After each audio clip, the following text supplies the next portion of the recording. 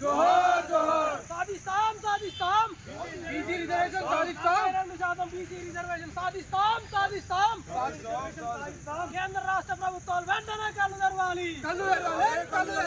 కేంద్ర రాష్ట్ర ప్రభుత్వాలు వెంటనే కేంద్ర రాష్ట్ర ప్రభుత్వాలు వెంటనే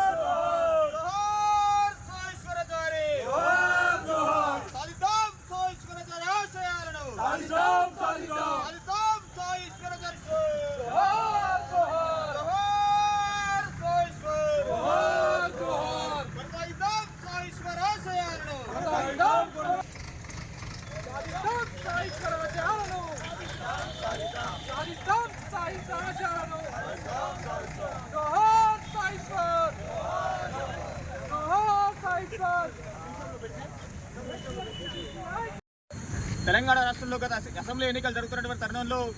కాంగ్రెస్ పార్టీ బీసీలకు రేపు భవిష్యత్తులో అధికారంలోకి వస్తే తెలంగాణ రాష్ట్రంలో ఉన్నటువంటి బీసీలందరికీ విద్యలో కానీ విద్యాగోల్లో కానీ స్థానిక సంస్థల్లో కానీ 42% రిజర్వేషన్లు కామారెడ్డి డిక్లరేషన్ ఏదైతే ప్రకటించిందో గత 2 సంవత్సరాల నుంచి తెలంగాణ రాష్ట్రంలో వెంటనే ఇక్కడ లోకల్ బాడీ ఎలక్షన్ జరిగితే ఖచ్చితంగా 42% రిజర్వేషన్లు అమలు చేసే లోకల్ బాడీ ఎలక్షన్ జరగాలని బీసీ సంఘాలు కానీ బీసీ విద్యార్థి సంఘాలు కానీ డిమాండ్ చేస్తున్నటువంటి తరుణంలో 42 ఏదైతే 9వ జీవో నెంబర్ 9ని జారీ చేసి డెడికేషన్ కమిషన్ రిపోర్ట్ ఆధారంగా 42% రిజర్వేషన్ని బీసీలకు కేటాయిస్తామని చెప్పి జీవో నెంబర్ జారీ చేసిన తరుణంలో ఆ తర్వాత జీవో నెంబర్ 9 మీద హైకోర్టుకి వెళ్ళి హైకోర్టులో జీవో నెంబర్ 9 అడ్డుకోవడం, తెలంగాణ రాష్ట్రంలో బీసీలకు రిజర్వేషన్లు అమలు చేస్తే ఖచ్చితంగా 50% లోపు రిజర్వేషన్లు అమలు చేయాలి. సుప్రీంకోర్టు సీలింగ్ ఉన్న సందర్భంగా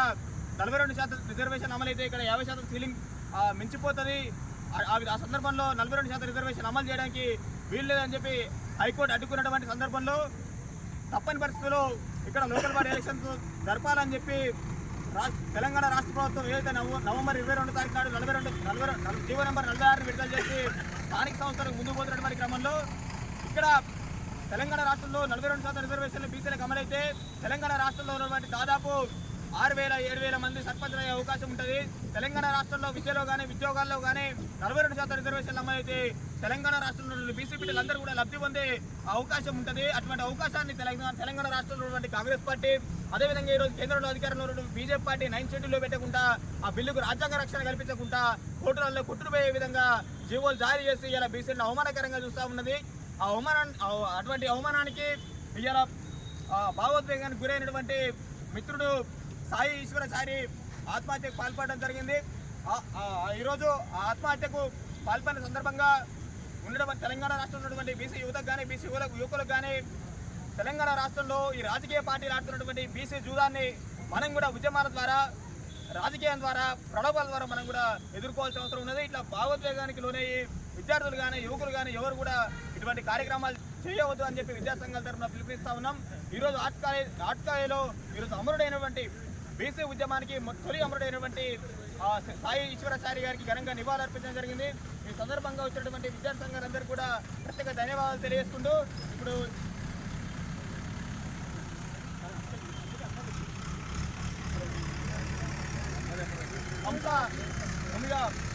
నివాళి సందర్భంగా